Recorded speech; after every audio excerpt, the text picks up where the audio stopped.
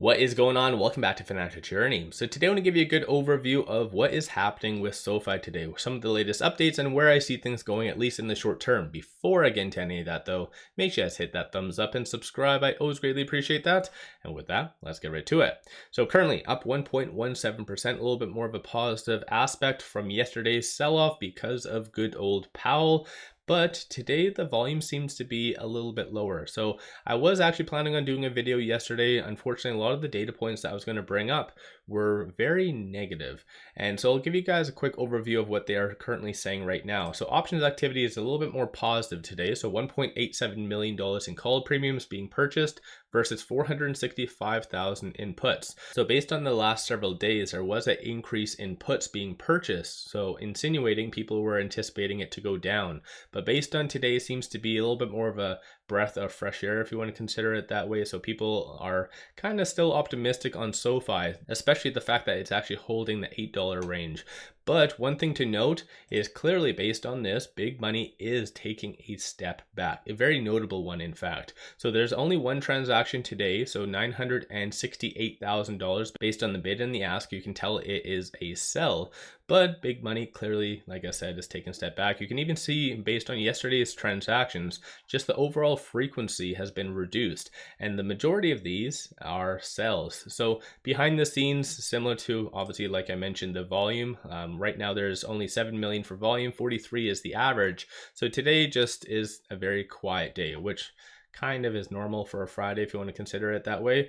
But even though big money is taking a step back, it looks like retail is kind of doing the exact same thing, which is weird. Normally you don't see them moving in sync like this. But looking at the momentum indicator, number of retail investors have been getting out. Today more specifically, looks like they are buying it a little bit, but generally the trend is that they are getting out, maybe taking profits, various other things like that. Stochastic is currently at 27, so it is considered kind of neutral, kind of on the borderline of being oversold a little bit, so that might incentivize a little bit more of a value rally.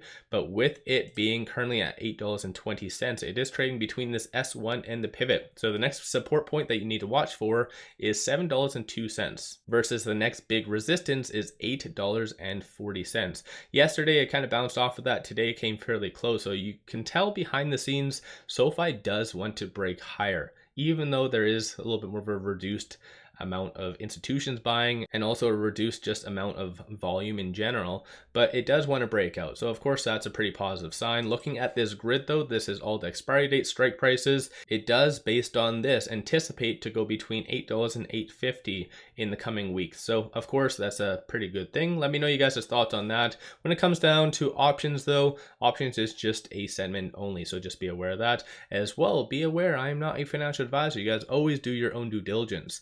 So I'll give you guys some other updates before I go over obviously SoFi and their updates. So when it comes down to shorts, so short score is currently 66, utilization is 46.77%. On a side note, I know this is a lot of daunting information. If you guys have any questions about any of this information, let me know in the comments below. I'll be more than happy to break that down.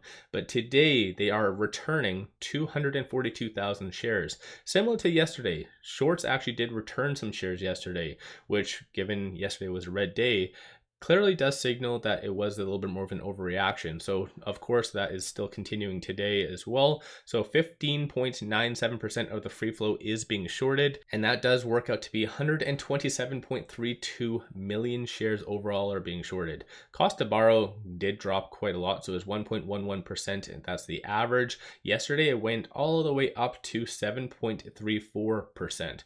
So of course still even 7% is fairly low because that's an annual interest rate, but still as something to note as well. And when it comes down to some of the latest updates, there's two that I really want to bring up. One of which is this. So it does look like SoFi Invest did get a little bit more of a revamp, and this is very much past due. A lot of people were highly anticipating updates when it comes down to that, and based on previous earnings, SoFi Invest has been really increasing and improving at a fairly fast rate. Not in comparison to obviously their credit cards and stuff, but still SoFi Invest is doing good, and I think this is, like I mentioned, highly anticipated. A lot of people haven't necessarily been as impressed as probably they thought they would have been with SoFi, the invest aspect. So this definitely is fairly good, in addition to some of the latest updates, one of which was this. So it looks like on July 31st at 8 a.m. is going to be their Q2 earnings. So mark your calendars for that. And on a side note, I'm going to be live streaming that. So make sure you guys are subscribed and hit that thumbs up.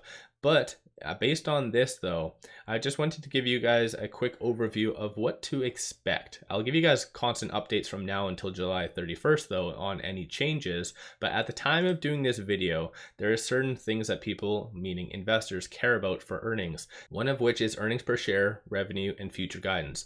Future guidance is clearly the aspect of actual members going up, and of course if members go up, then deposits go up, products go up, everyone is happy.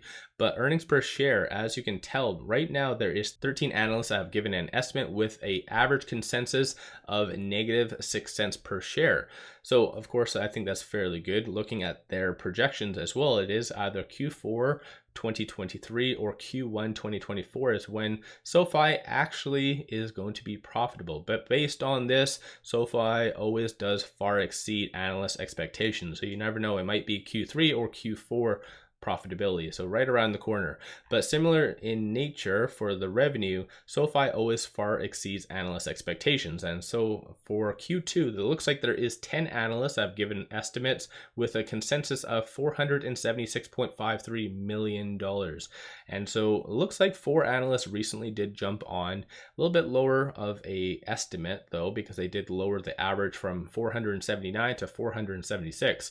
But still, at the end of the day, like I said, I think the trend is very much on SoFi's benefit, potentially the fact that they always far exceed analyst expectations. And if there is a lot of positive things that is stated once again on their actual earnings, then you are going to see a little bit more of a bump up as far as analyst ratings.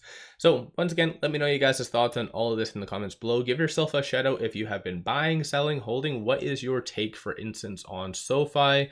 And again, where do you guys see things going? Do you think their upcoming Q2 earnings is going to be another home run?